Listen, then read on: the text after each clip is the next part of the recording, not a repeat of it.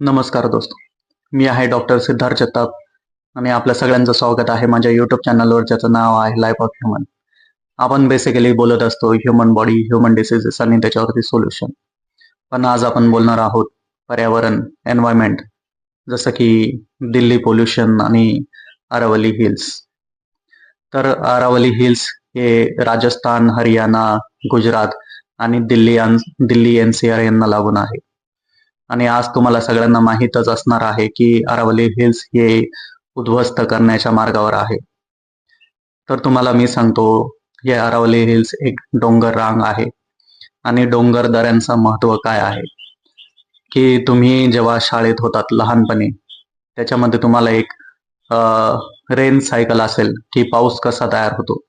की पहिले जे समुद्रातलं पाणी असतं त्याचं बाष्पीभवन होतं, त्याचे ढग तयार होतात. ते ढग मग सगळीकडे पसरतात आणि जिथे जिथे मोठे जसे की डोंगर दऱ्या असतात त्यांच्यावरती जाऊन बरसतात. आणि मग डोंगर दऱ्यांवरती बरसलेलं सगळं पाणी गोळा होत असतं नद्यांमध्ये, लेक्समध्ये, तळ्यांमध्ये. आणि मग तिथून नद्या पण उगम पावतात. पण जर समजा आपण हे अरावली हिल्स किंवा प्रत्येक डोंगर विकत घेऊन आपण त्याला भुईसपाट करायला लागलो तर काय होईल. म्हणजे जे नद्यांमधलं पाणी, ते नद्यांमध्ये पाणी नाही राहणार. त्याच्यानंतर जे तळे साचतात ते तळे नाही राहणार, म्हणजे आपल्याला पाण्याची कमतरता भासेल. त्याच्यानंतर जे डोंगरांवरती जे जंगल आहेत, डोंगर नष्ट करताय म्हणजे आपण जे झाडं किंवा जंगल पण नष्ट करू. जर जंगलच नष्ट करून टाकलं तर आपल्याला ऑक्सिजन कुठून मिळणार आहे. एक लक्षात घ्या मित्रांनो, ही जी पृथ्वी आहे, ही पृथ्वी आपल्याला जे 3 मूलभूत गरजा आहेत ती पुरवत असते. आणि 3 मूलभूत गरजा कोणत्या आहेत? ऑक्सिजन, पाणी आणि अन्न. पण आज आपण काय करत आहोत? आज आपल्या भारतातल्या भरपूर ठिकाणातले जे झाडं आहेत ते कापण्यात आलेले आहेत. याचा अर्थ काय? आपण एक झाड जरी कापतोय, याचा अर्थ आपण जे ऑक्सिजन तयार होत आहे ते त्याचं प्रमाण कमी करत आहोत. म्हणजे आतापर्यंत जेवढे बी झाडं कापले गेले आहेत, जसे की नाशिकमध्ये 1700 झाडं कापण्यात आले. आता भरपूर ठिकाणी भरपूर झाडं कापण्यात आली. आता इथे पण कितीतरी 6 लाख कितीतरी झाडं कापण्यात येणार आहेत. तर याचा परिणाम ऑक्सिजनवर किती पडणार आहे.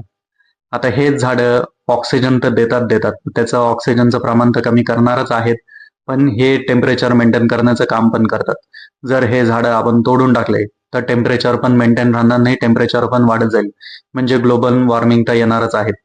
आणि आपण जर डोंगर दऱ्या नष्ट केले, जे पाणी गोळा होत आहे नदींमध्ये, तलावांमध्ये किंवा अंडरग्राऊंड वॉटर, तर हे पाण्याचं प्रमाण पण कमी होणार आहे. म्हणजे आपण 2 गोष्टी तर नष्ट केल्यातच, ऑक्सिजन आणि पाणी. आणि तिसरी गोष्ट आहे अन्न.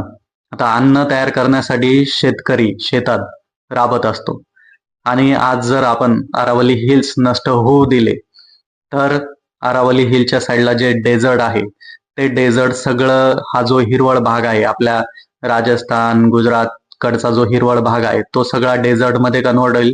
तो डेझर्ट मध्ये कन्वर्ट झाला तर तिथल्या लोकांना शेती करता येणार नाही. त्यांना शेती करता येणार नाही, याचा अर्थ ते अन्नही तयार करू शकणार नाही. याचा अर्थ आपण जे आपले बेसिक गरजा आहेत त्याच्यावरतीच लात मारत आहोत. निसर्ग आपल्याला सगळं काही देत आहे ना आपण निसर्गालाच हमी पोहोचत आहोत. मानवा, एक गोष्ट लक्षात घे, एखाद्याने आपल्याला बोट दिला तर आपण त्याचा हात पकडायचा नसतो. निसर्ग आपल्याला बोट देतोय ना आपण त्याचा हात पकडतोय. निसर्ग आपल्याला ऑक्सिजन देतोय, पाणी देतोय, अन्न देतोय. आणि आज आपण त्याचा अतिवापर करतोय. कशासाठी? पैशांसाठी, प्रोग्रेस करण्यासाठी. जर अशीच प्रोग्रेस चालू असली तर येत्या 200 ते 300 वर्षात आपण, मानव हा स्वतःला उद्ध्वस्त करून टाकेल. तो जगण्याच्या लायकीचाच राहणार नाही. त्याला वेगळे वेगळे आजार, आजच तुम्ही बघा, पूर्वीचे लोक बघा, पूर्वीचे लोक 100-100 वर्ष जगत होते. आज आपण आपलं आयुष्यमान पण कमी करून घेतलेलं आहे. आपण 60-70 पर्यंत आलो की आपलं आयुष्यमान संपून जातं. आणि 200-300 वर्षात आपण स्वतःला उद्ध्वस्त करून घेणार आहेत. हे लोक 7-7 पिढ्या बसून खातील एवढे पैसे गोळा करतायत. पण तेवढ्या पिढ्या जगणार आहेत का? फक्त 200 ते 300 वर्ष आपण जगू. त्याच्यात म्हणजे तुमच्या किती पिढ्या जगणार आहेत? 2 किंवा 3 पिढ्या. नंतर जे 4 पिढ्यांचे पैसे काय करणार आहे? त्याचं लोणचं घालणार आहात का? आणि दुसरी गोष्ट, जे दिल्लीमध्ये पोल्युशन होत आहे, त्या पोल्युशनचं काय? ते पोल्युशन वाढतच आहे. दिल्लीमध्ये इतकं पोल्युशन झालेलं आहे की एक व्यक्ती 20 सिगरेट पिल इतकं पोल्युशन आहे. या पोल्युशनला तुम्ही कसं कंट्रोल करणार आहात? आता हे जे दिल्लीमधलं पोल्युशन आहे, हे अरावली हिल्स नष्ट केल्यामुळे दिल्लीमधलं ही पोल्युशन वाढणार आहे. मग ह्या पोल्युशनला तुम्ही कंट्रोल कसं करणार आहेत? एक तर जे टेम्परेचर आहे, टेम्परेचर वाढणार आहे, ग्लोबल वॉर्मिंग होणार आहे. मग तुम्ही ह्या निसर्ग नष्ट का करत आहात? आणि दिल्लीमधल्या पोल्युशनसाठी काय करणार आहात? आता त्याच्यावरती सोल्युशन असं आहे, की जे तुमचे पेट्रोल डिझेलच्या जे सरकारी वाहन आहेत, बसेस आहेत, त्यांना जास्तीत जास्त तुम्ही इलेक्ट्रिकल व्हेकल्समध्ये कन्वर्ट करा. जास्तीत जास्त लोकांना सांगा, की तुम्ही तुमचे प्रायव्हेट व्हेकल्स न वापरता तुम्ही सरकारी इलेक्ट्रिकल व्हेकल्समध्ये येण्या-जाण्याचं काम करा. आणि जास्तीत जास्त मी तो म्हणतो जास्तीत जास्त झाडं लावण्याचे कामं करा, जंगल वाढवण्याचे कामं करा. जंगल वाढवल्यामुळे काय होणार आहे, तुमचं टेम्परेचर रिड्यूस होणार आहे, तुम्हाला ऑक्सिजन मिळणार आहे, तुमचं पोल्युशन पण कमी होणार आहे. पण आपण ते करत नाही. आपण त्याच्या विपरीत किंवा त्याचं उलटं वागत आहोत. आपण काय करतोय, जंगल तोडण्याचे कामं करतोय. जंगल तोडल्यामुळे टेम्परेचर ऑब्व्हियसली वाढणार आहे, ग्लोबल वॉर्मिंग वाढणार आहे, प्रदूषण वाढणार आहे, पाण्याचं प्रमाण कमी होणार आहे. जंगल आतापर्यंत जंगल तोडतच होतो, आता आपण डोंगर दऱ्याही तोडायला लागलो. लोक काय करतात, डोंगर विकत घ्यायचा, त्याला भुईसपाट करायचं आणि त्याच्यावरती एखादी स्कूल, एखादं कॉलेज बांधायचं. अरे पण तुम्ही सगळे डोंगर दऱ्या नष्ट करायला लागले तर निसर्ग राहील का? आणि निसर्ग नाही राहिला तर मग आपण जगू का? तुम्हाला माहिती आहे, एका काळी एक प्राणी होता, डायनोसॉर, ज्याने पूर्ण पृथ्वीतलावर एक डॉमिनेशन केलेलं होतं. तो एक डॉमिनंट प्राणी होता. पण काय झालं, तोही नष्ट झाला. आज तेच गत झाली. एक मानव हा आज एक डॉमिनंट प्राणी आहे पृथ्वीतलावर आणि तो सगळीकडे डॉमिनेट करतोय, सगळ्यांना डॉमिनेट करतोय. पण त्याचंही तेच होणार आहे. तोही स्वतःला उद्ध्वस्त करण्याचं काम करतोय. ज्या 3 गोष्टी आपल्याला निसर्गाकडनं मिळत आहेत, त्या 3ही गोष्टी तो नष्ट करण्याचे काम करतोय. आज आपण पाण्याचे बॉटल विकत घेतोय. पाणी विकत घेतो आपण. एक बॉटल ₹20 विकत घेतो. उद्याला आपल्याला ऑक्सिजन पण विकत घ्यावं लागणार आहे. विचार करा मित्रांनो, याच्यावर विचार करा. आणि हे जे होत आहे, हे जे निसर्गाचा आपण जो नष्ट करतोय, निसर्ग नष्ट करतोय, त्याला थांबवण्याचं काम करा. दिल्लीमधल्या पोल्युशनचं अजून एक कारण आहे, की आपल्याकडे काय आहे, की प्रत्येक गोष्ट फक्त कागदपत्री वाचतात. म्हणजे जे चिमणींमधनं धूर निघतो कंपन्यांच्या, तर आपल्याकडे काय आहे, की जे चिमण्यांमधनं धूर आहे, आपण एक त्यांना सांगत असतो, एक लिमिटमधनंच त्यांच्या चिमणींमधनं ते जे हार्मफुल गॅसेस आहेत ते निघायला पाहिजे. पण आपण काय करतो, हे फक्त कागदपत्री ठेवतो आणि ॲक्च्युअलमध्ये हे खूप जास्त प्रमाणात निघत असतं. म्हणून आपल्याला याच्यावरती बी एक काटकोरपणे विचार केला पाहिजे, की जे कागदपत्री आकडे आहेत, तेच आकडे तिथनं इमर्ज झाले पाहिजे. त्याच्यापेक्षा जास्त निघत असतील तर त्या कंपन्यांवरती बॅनही केलं पाहिजे. जर आपण हे अंमलात आणलं नाही, तर आपली पृथ्वी नष्ट होऊन जाईल. फक्त काय तंदुरी भट्ट्या बंद करून तुमचं दिल्लीमधलं प्रदूषण कमी होणार नाही. त्याच्यासाठी ज्या कंपन्या एक्स्ट्राचं carbon dioxide, carbon monoxide, different types of जे पॉयझनस गॅसेस आहेत ते जे हवेत सोडत आहेत, त्याच्यावरती बी बंधन टाकणं गरजेचं आहे. आणि जे व्हेकल्स खूपच जुन्या झालेल्या आहेत, जे खूप जास्त इमिशन करत आहेत, जे प्रदूषण करत आहेत, त्याच्यावरतीही काहीतरी उपाय केला पाहिजे.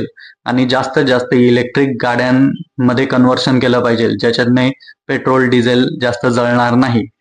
असे काही गोष्टी आहेत ज्या तुम्ही वापरून प्रदूषण कंट्रोल करू शकतात. आणि तुम्ही स्वतःचंही डोकं वापरा, की अजून काय काय करून तुम्ही प्रदूषण कंट्रोल करू शकता. आणि प्रदूषण कंट्रोल करण्याचं काम करा, निसर्गाला प्रोटेक्ट करण्याचं काम करा. नाहीतर हाच निसर्ग एका दिवशी आपल्याला नष्ट करून टाकणार आहे.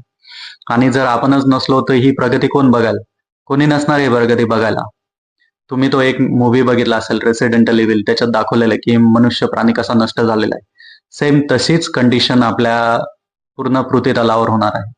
आपल्या पृथ्वीतलावर आपल्याला जीवन मिळालेलं आहे आणि आपण उगाच दुसऱ्या ग्रहांवरती जाऊन जीवन शोधतोय. काय गरज आहे दुसऱ्या ग्रहांवरती जाऊन जीवन शोधायची? जे जीवन आपल्याला इथे मिळतंय, इथेच तुम्ही व्यवस्थित जगा ना. इथे तुम्ही व्यवस्थित नाही जगत आहे. इथल्या ते जे जीवन आहे, त्याला तुम्ही खराब करतायत आणि दुसरीकडे जाऊन तुम्ही जीवन शोधतायत. वा रे वा! कमाल आहे तुमची. इथे तुम्हाला पृथ्वीने जीवन दिलेलं आहे, इथेच जगा, चांगल्या पद्धतीने जगा. तुम्ही दुसरीकडे खर्च करतात आणि तिथे तुम्ही जीवन शोधताय. याला काही अर्थ नाही. त्यामुळे तुम्ही पृथ्वीला प्रोटेक्ट करण्याचं काम करा. जास्तीत जास्त झाडं लावा.